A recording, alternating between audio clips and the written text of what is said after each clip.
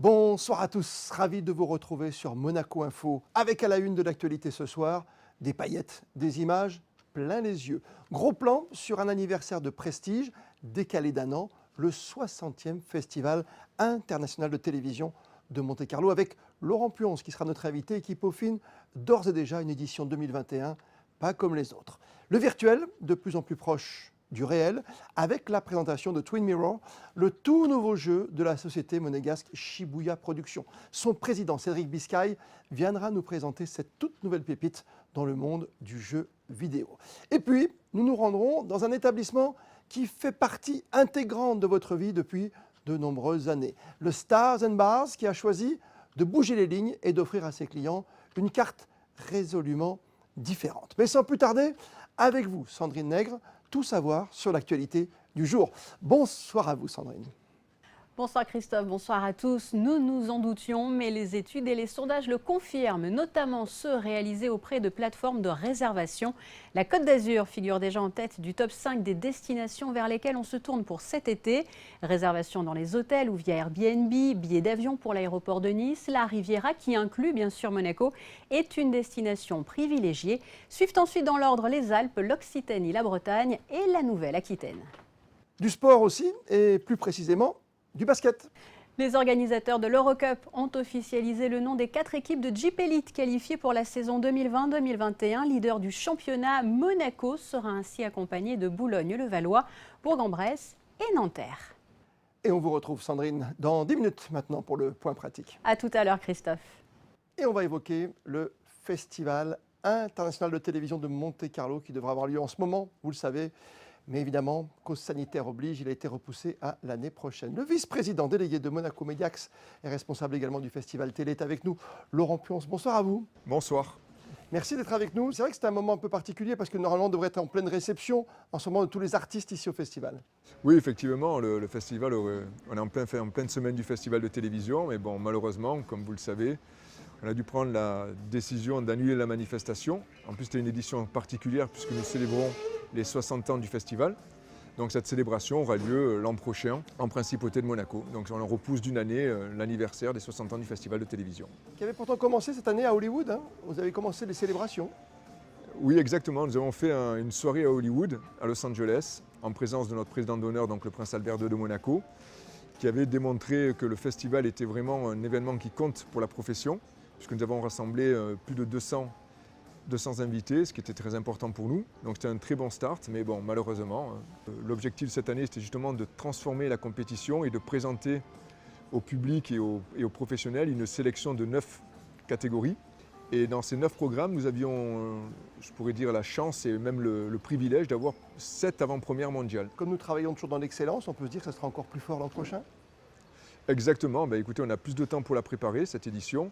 Donc mes équipes vont faire tout ce qui est possible de faire pour présenter l'année prochaine une édition encore plus exceptionnelle qu'elle aurait pu être cette année. Donc le premier volet, c'est l'Amérique, Los Angeles, c'est Hollywood. Et ensuite, chez nous, ici à Monaco, on a déjà une date prévue? Oui, bien sûr, donc c'était du 18 au 22 juin. Mais entre-temps, il y aura plusieurs déplacements aux États-Unis puisque nous partons au mois de novembre et nous partirons également au mois de mars pour finaliser justement le choix des séries, des acteurs et actrices qui seront invités au festival de télévision. On a l'impression que le Festival international de Monte-Carlo, je ne sais pas, mais franchit des étapes année après année.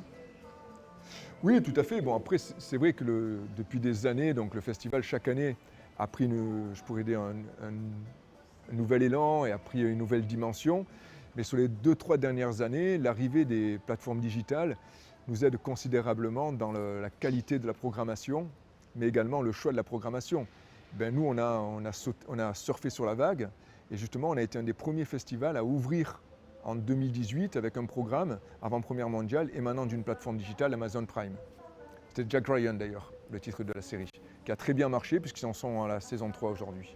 60 ans, ça veut dire qu'il y aura quoi? 60 grands invités de prestige ou un invité qui représente toutes ces 60 années? Alors on a déjà beaucoup pensé au format de cette édition un peu spéciale.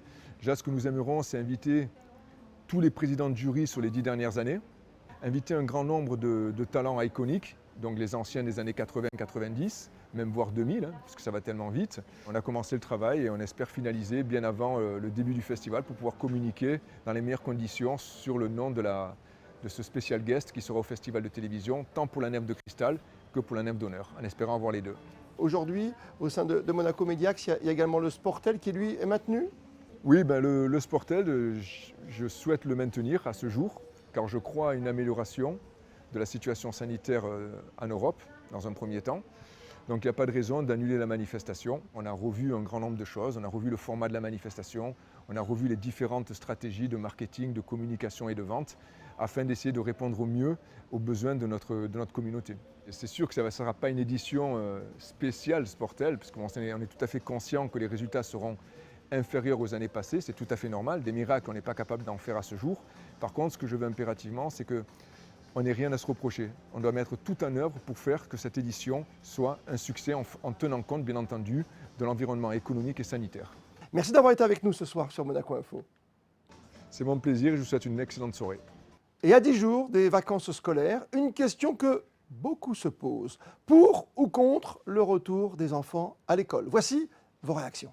Je suis enseignante, institutrice, et donc ici nous sommes en télétravail et je pense que reprendre pour 10 jours c'est un petit peu aberrant. Maintenant les enfants c'est vrai souffrent beaucoup de l'absence de leurs camarades et ils ont besoin de ce retour un peu à la sociabilité on va dire dans la classe. Je pense que ce serait bien d'avoir le choix de les mettre ou pas selon si on a la disponibilité pour les garder vu ce qui se passe. C'est un très bon retour que les enfants rentrent à l'école et que les gens retrouvent le chemin du travail. Et puis qu'on retrouve une vie normale. En fait, ils n'arriveront pas à tenir les distances de sécurité. Donc c'est un peu, dans ce sens-là, c'est un peu difficile. Moi, je pense qu'il n'y a aucune crainte à l'heure actuelle. Je pense que les enfants peuvent retourner à l'école. Pour 2 semaines, je trouve que c'est un peu ridicule. Mais bon, il fallait peut-être commencer. Mais je trouve que c'est ridicule, honnêtement, 2 semaines. Mais là, c'est vrai qu'ils ont 9 jours d'école, les barrières vont plus être respectées, les enfants petits, les masques, ils ne supportent pas trop non plus. Donc je ne suis pas vraiment pour. Commentaire recueilli par Vanessa Dessy. Allez, on va pénétrer dans un univers que vous adorez, je le sais, sur Monaco Info, les jeux vidéo, les mangas. Oui, c'est vrai que quand on parle de cette discipline, on parle toujours d'une société qui est implantée à Monaco, qui est la première du nom, et qui est présidée par Cédric Biscay, de Shibuya Productions. Bonsoir à vous. Bonsoir. J'adore ce nom, Shibuya Productions. On est dans l'univers des mangas, du japonais, des jeux vidéo, avec une sortie, ça y est, programmée d'un tout nouveau jeu pour vous. Et oui, on sort notre nouveau jeu Twin Mirror d'ici la fin 2020. Donc un thriller psychologique, on appelle double A, c'est-à-dire un jeu à la limite du blockbuster en termes d'investissement et d'effets graphiques. Alors, parlez-nous de Sam Higgs, qui est le héros principal. Alors, il décide de retourner dans sa ville natale après la mort de son ami, et puis il va retrouver tout un tas d'habitants secrets, de mystères. Et il faut dire que Sam est un ancien journaliste d'investigation, donc il a un sens de la déduction un peu hors du commun, et il va jouer là-dessus pour trouver les réponses à tous ces mystères. C'est un jeu, évidemment, qui sort. C'est l'aspect narratif, cette fois. Ce n'est pas un jeu culte. C'est un jeu un petit peu différent qui est dans l'actualité aujourd'hui. Exactement. En fait, on s'est mis justement en partenariat avec un studio de développement qui est spécialisé dans les jeux narratifs, qui a fait notamment le jeu Life is Strange. Il faut dire que nous, c'est vrai que le dernier gros jeu qu'on a sorti, c'est Shenmue 3 en novembre 2019, qui a été, lui, un véritable blockbuster. Donc là, on est sur un jeu différent, mais qui est très, très, très attendu internationalement également. Le jeu vidéo, comment se porte-t-il aujourd'hui après cette longue période de confinement? On imagine que pendant cette période-là, tout le monde a joué, tout le monde était avec sa petite console. Il y a énormément de gens effectivement qui ont joué. Je veux dire, les écrans ont servi également à cela, et même, je dirais, en priorité à ça. C'est pas un secteur qui a souffert, évidemment, si on compare à ceux de la restauration ou autre. Nous, en tant qu'entreprise de jeux vidéo, de contenu, évidemment, il y a eu un impact. Donc, tout ce qui est déjà prévu, c'est très facile de le continuer en télétravail. Par contre, générer des nouvelles opportunités, des nouvelles idées, là, c'est beaucoup plus compliqué. La chance que l'on a eue plutôt sur Twin Mirror, c'est que le jeu était quasiment terminé. On a révélé le nouveau teaser du jeu qui était très attendu. On l'a révélé ce week-end au PC Gaming Show, parce que comme il n'y a plus aucun événement international d'envergure qui peut avoir lieu, cet événement avait lieu online. Et donc, on a dû travailler pour cette occasion et révéler toutes ces nouvelles choses sur Twin Mirror. On a la chance d'avoir donc déjà, on le voit sur Monaco Info, le teaser, donc ça sort à la fin de l'année, Twin Mirror. Oui, oui, Twin Mirror sort à la fin de l'année sur PlayStation 4, Xbox One et PC. Et effectivement, on a sorti un teaser qui a déjà fait le tour du monde voilà, ces derniers jours. Et pour ce nouveau jeu, Twin Mirror, Cédric Biscay, y a-t-il un âge limite? On l'imagine, c'est quoi? C'est du 12, 14, 16 ans? Alors, c'est 16 ans officiellement. Alors, évidemment, en tant que parent, on est très intéressé par ça, mais on s'aperçoit que les enfants, ils ne regardent pas trop les dates. Hein. C'est plutôt aux parents à sévir. Mais d'un autre côté, c'est tellement difficile de contrôler voilà, ce à quoi les enfants jouent. Quand on voit que voilà, des petits jouent à Fortnite et autres jeux et que c'est très difficile. Ah, ça, quand même, hein. L'âge limite, c'est impressionnant parce qu'à chaque fois, on voit beaucoup de jeunes quand même aller chercher, hein. Moi, je pense que ce n'est pas suffisamment respecté. Voilà, tout simplement. On a vu qu'il y avait un avatar qui avait été glissé dans un jeu très célèbre qui est Fortnite. Est-ce que chez vous, vous réfléchissez aussi à avoir une sorte d'appel pour enfants maltraités, par exemple pour des enfants qui voudraient parler au-delà de leurs parents, à quelqu'un de virtuel mais qui pourrait leur répondre? Il y a eu quand même 350 témoignages sur cet avatar. Cette période de confinement nous a contraints à réfléchir énormément. On a beaucoup brainstormé sur beaucoup d'idées. Effectivement, il y a cette piste-là, mais qui est déjà bien traitée, je trouve. Et c'est vrai que nous, notre réponse, on veut l'inscrire avec finalement les idées fortes qui sont déjà présentes à Monaco. Nous, on est pour un divertissement durable et je dirais même de la distraction utile. Et aussi, je pense, une chose qui me paraît claire maintenant quand je vois des gens qui jettent des masques par terre, enfin, qui font n'importe quoi, je me dis qu'on peut contraindre par le jeu, par l'amusement, ces gens, malgré eux, à nous respecter. Et je pense que si on amuse tout ça, on apporte de la gamification, on apporte du fun, je pense qu'on peut arriver à un résultat positif pour tout le monde. On va conclure avec les mangas, votre autre passion. Bah oui, c'est vrai que je suis passionné par les mangas. J'ai la chance d'en écrire un donc, qui s'appelle Blitz sur le monde des échecs, donc en collaboration avec Garry Kasparov. Il est sorti le 14 février dernier. On avait organisé une avant-première le 13 à la médiathèque qui était un grand succès. Et le volume 2 sortira au mois d'octobre. On prévoit d'organiser un tournoi d'échecs dans le manga qui aura lieu à Monaco. Et dans le volume 2, en fait, on a signé un accord. D'ailleurs, c'est tout récent, parce qu'on était d'accord depuis longtemps, mais on l'a signé hier. C'est un accord avec la SBM pour faire apparaître le casino de Monte-Carlo. Dans le manga, et on va le faire apparaître à plusieurs reprises dans les volumes suivants, et on ne s'interdit pas évidemment, selon les accords nouveaux que l'on ferait avec la SBM, de faire apparaître des hôtels connus de la principauté, dont l'hôtel de Paris ou autre. J'ai même envie, ça c'est ma prochaine étape, mais j'aimerais bien faire apparaître aussi le palais, enfin apporter quelque chose de sympa, du contenu sympa, le soft power monégasque, je pense, pour que ce manga qui soit disponible partout dans le monde après, en fait, présente Monaco d'une manière comme ça n'a jamais été fait en fait, jusqu'à maintenant. Cédric Biscay, merci à vous. Merci à vous, au revoir. Et puis ce soir, nous avons décidé de vous emmener au restaurant, une adresse bien connue qui a décidé, pendant cette très longue période de confinement, de se réinventer. Christine Datomel, vous êtes au Stars and Bars. En effet, une nouvelle ère et une nouvelle identité pour le Stars and Bars. Car si le coronavirus a fait de nombreux ravages à travers la planète, il a aussi permis d'éveiller les consciences. Acteur incontournable du développement durable en principauté, le Stars and Bars poursuit donc sa lancée vers un monde meilleur avec une nouvelle carte et une nouvelle manière de consommer. Maintenant, on veut devenir encore plus local, on veut moins ou pas importer. C'est pour ça qu'on a arrêté le Tex-Mex.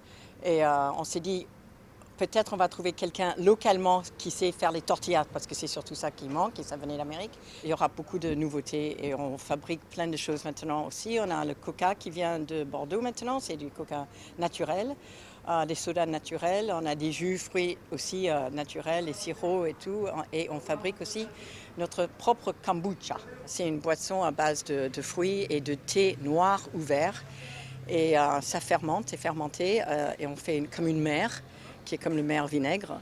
Et avec ça, sur le temps, on fait une boisson qui est en fait un genre de probiotique. Mais qu'est-ce qui vous a fait ouvrir les yeux? Quand on a vu l'état de la nature et qu'elle reprenait vie et que les ciels étaient clairs et l'eau de la mer incroyable, on voyait les thons dans le port, Et on s'est dit, voilà, on va faire le maximum pour essayer d'entretenir la nature et l'environnement et de continuer à entendre nos oiseaux. Une alimentation raisonnée, de qualité et locale donc pour le Stars and Bars. Nous vous parlions il y a quelques instants de cette étrange boisson, le kombucha. Donc là-dedans, c'est pommes, kiwi, citronnelle. Alors c'est surprenant au départ, mais c'est vraiment très très bon et je pense que même les enfants apprécieront. C'est bon, hein? Merci à vous, Christinda. Et on vous retrouve tout de suite, Sandrine, pour votre point pratique. En hommage à la présidente du Monte Carlo Country Club, la baronne Elisabeth Anne de Massy, le comité ainsi que la direction ont annoncé la fermeture exceptionnelle du club demain, mercredi de 8h à 14h à l'occasion de ses obsèques. Je vous rappelle d'ailleurs que Rafael Nadal, 11 fois vainqueur du Rolex Monte Carlo Masters, déclarait à son propos, je le cite, « Elle a toujours été très attachée à nous et au monde du tennis. Elle nous manquera beaucoup. » Parlons à présent du numérique au service, Sandrine, de notre quotidien. Et oui, le numérique s'inscrit comme un soutien quasi indispensable et surtout très utile. La preuve, Google annonce plusieurs fonctionnalités sur Maps destinées à se déplacer dans les meilleures conditions possibles, selon par exemple les trajets recherchés, quels que soient les déplacements, transport en commun, voiture, vélo et même à pied. L'application indique s'ils sont saturés et affectés par des restrictions liées au coronavirus. Objectif, permettre aux utilisateurs et usagers de choisir le chemin et le moyen de transport le plus adapté pour un déplacement serein. Et grand merci encore pour votre fidélité. Vous êtes de plus en plus nombreux à nous suivre. Alors, n'oubliez pas de nous envoyer vos photos, vos vidéos de votre quotidien. Le réseau Malizia est ouvert 24 heures sur 24, vous le savez, 7 jours sur 7. Et comme le veut la tradition, on découvre ce qui a fait le buzz aujourd'hui sur les réseaux sociaux à travers le monde, all over the world.